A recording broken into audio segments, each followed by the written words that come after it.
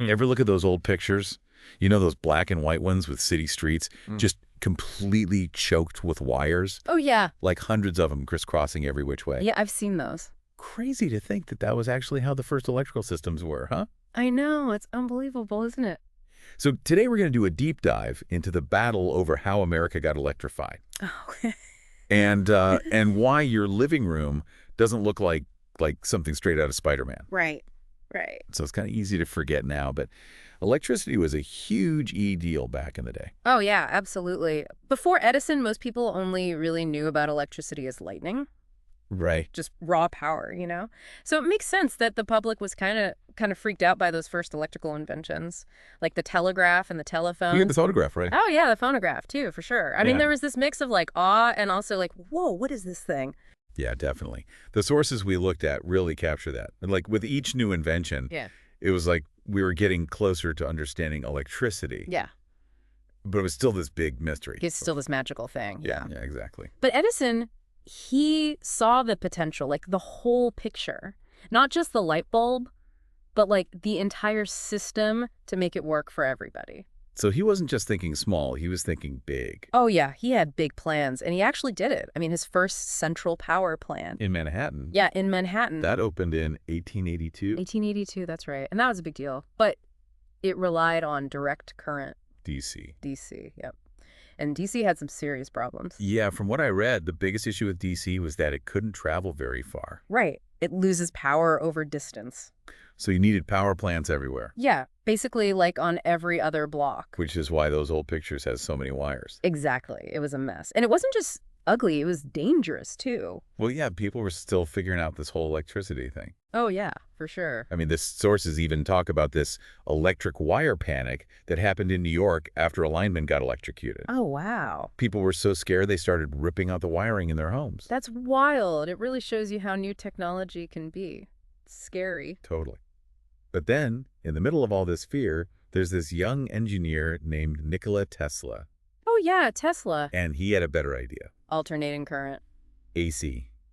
This is where things get really interesting. Yeah, Tesla was a real visionary. He saw that AC was way more flexible than DC. You could change the voltage easily so it could travel much farther. So that's how we got the nationwide power grid that we have today. Pretty much, yeah. He's the reason we can send electricity all over the country. What? Well, Edison wasn't exactly thrilled about this new guy challenging his system. I bet he wasn't. I mean, this was his whole business. Exactly. So Edison saw AC as a threat, and he started this campaign to, like, make people afraid of it. It became this huge battle, you know, for control of the future of electricity. The current war. Yeah, the current war. Each side was trying to get more customers and make the other one look bad. It got pretty intense. The sources make it sound like something out of a movie. It really was. But there's this one part of this whole rivalry that is just dark. Edison's involvement with the electric chair. I mean, how did that even happen? It's a weird story for sure. At the time, people were trying to find a better way to execute people. Other than hanging? Yeah, hanging was pretty common then, but it was often really messy. Oh, I can imagine. So this dentist named Alfred Southwick, he thought that electricity could be a more humane way to do it. And he wanted to use AC for it. Yeah. So Edison saw this as a chance to make AC look bad. It's kind of messed up when you think about it. Yeah, he was really trying to use the idea of death to hurt his competition. But Edison said he was against the death penalty, right? He did, yeah. But despite saying that, he actually let his lab be used to test AC on animals. To prove how deadly it was. Yeah. Pretty gruesome stuff. It'd probably cause a huge uproar today. It's crazy to think how a story about electricity can be so full of drama and intrigue. Isn't it? And a little bit horrifying, too. It just goes to show that even the most amazing inventions can have consequences that we don't expect. And that sometimes progress isn't always a straight line. It can be messy and unpredictable. Absolutely. And it's often shaped by the people involved, their ambitions, their rivalries, and their choices, even the bad ones. Yeah. So are you ready to dive into the story of the first execution by electric chair? Definitely. This is getting good. Yeah. Let's do it. So this first execution using the electric chair was in 1890, right? That's right. And it was supposed to be this big demonstration of how effective AC could be for executions. But Yeah, it didn't exactly go as planned. the sources make it sound like it was a total disaster. It was. The execution of William Kemmler was supposed to be quick and painless. But it wasn't. No, not at all. It ended up being this really prolonged and awful event. People who were there said it was horrifying. They described Kemmler's body like convulsing and burning. That's terrible. So Westinghouse, the guy who was supporting Tesla's AC system, Yeah. he must have been freaking out. I mean, this is the technology he's putting all his money behind, and they're using it to, you know. To execute people in this really gruesome way. Yeah, exactly. He was definitely concerned. He actually tried to stop the execution from happening. Really? Yeah, he knew how bad this would be for AC's reputation if people started associating it with these botched executions. So he actually funded Kemmler's legal defense. Wow. Westinghouse argued that electrocution was cruel and unusual punishment. But it didn't work. No, unfortunately, the appeals failed. It's just so sad that a technology with so much potential for good was used in such a terrible way. And it seems Well, like it was all because of Edison's rivalry with Tesla. it's a complicated story, but yeah, Edison's actions definitely played a role in how AC was perceived. And even though the first execution was a complete disaster, the electric chair still became the main method of execution in a lot of states. It did. It's a pretty dark legacy of the current war. It's hard to believe that one man's personal vendetta could have such a huge impact on something as serious as capital punishment. It's a reminder that technology is never neutral. It can be used for good or for bad. And the choices that people make, especially those in power, can have really long-lasting effects. It's kind of a heavy thought. But in the end, I guess practicality won out, right? I mean, AC was just the better technology. Absolutely. In the long run, the efficiency and the cost-effectiveness of AC couldn't be ignored. Even Edison's own company eventually had to admit that. They switched to AC. They did. They realized they couldn't keep fighting against it. So what happened to Edison after all of this? I mean, he lost the current war, but he was still a famous inventor, right? He was. After he left his company, he actually continued to work on other inventions. He had a lot of success in other areas. So he didn't just disappear. No, not at all. He became even more of a celebrity in some ways, though he was definitely a controversial figure too. What about Tesla?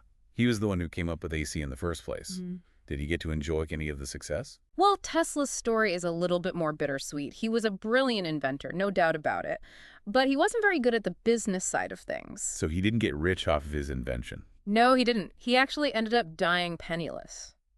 And a lot of his later inventions and ideas were ignored for a long time. It's kind of sad. He basically gave us the foundation for our modern world of electricity, Yeah. and he died without much recognition. It is a little bit tragic. It shows that sometimes the people who come up with the big ideas don't always get the credit or the rewards they deserve. It's like that saying, right? The best minds are not in government. Maybe it should be the best minds are not in business. Maybe so. So I'm curious about Westinghouse. What happened to him? He was the one who bet big on Tesla's AC system. Right? He was a smart businessman for sure, but he also really believed in AC. Should I say? His company ended up being super important in building the electrical grid all across the U.S. So he really helped make AC happen all over the country. Yeah, definitely. But he actually ended up losing control of his company. But he was still an inventor at heart, always tinkering and coming up with new ideas. That's cool. And he actually died a pretty wealthy man. So not a bad ending for him. No, not bad at all. I guess this whole story, it really shows that it's not just about the technology itself, it's about the people who are pushing for it too. Yeah, totally. And it reminds us that history isn't always black and white. There's always more to the story. Right, it's not just heroes and villains. There are all these other people involved who are making things happen behind the scenes. Exactly. People who can spot an opportunity when others don't even see it, like Westinghouse. Yeah, he saw something in AC that other people missed. He did. And that's kind of what made all the difference. It's amazing how something as simple as electricity can have such a crazy, dramatic history. It is, isn't it? It makes you realize that even the things we take for granted every day have these really fascinating stories behind them. Totally. And the thing is, the story of electricity isn't over yet. Oh, yeah, for sure. I mean, think about all the changes happening now with renewable energy and all that. Exactly. And here's the really interesting part. Remember how Edison was so against AC? Oh, yeah. Well, DC is actually making a comeback now. Really? Yeah. Think about all those batteries we use now in our phones, laptops, even electric cars. They all use DC power. Wow, I never thought about that. So in a way, Edison's system is having its revenge. Even though AC won the current war, DC is still playing a major role in our world today. So those electric cars named after Tesla, they actually use Edison's DC power. Yeah, they do. It's a funny twist, isn't it? It really is. It's like history is coming full circle. It makes you wonder what Edison and Tesla would think if they could see the world today. I know, right? I mean, we've got solar panels, wind turbines, electric cars. I bet they wouldn't even recognize it. It makes you wonder if Edison would change his mind about AC now, seeing how far it's come, or if Tesla would be happy with how we're using electricity today. Yeah, what do you think we've done enough to solve the energy problems we're facing? It's hard to say, but it's fascinating to think about. It is. It just shows you that even these big historical figures, they were just people trying to figure things out, just like us. Exactly. And we're still figuring things out today. The story of electricity is still being written. Who knows what the future holds? Well, that's all the time we have for today's Deep Dive. Thanks for listening. Yeah, thanks for having me. And don't forget to subscribe to the Deep Dive for more fascinating stories about the ideas and events that shaped our world. We'll see you next time.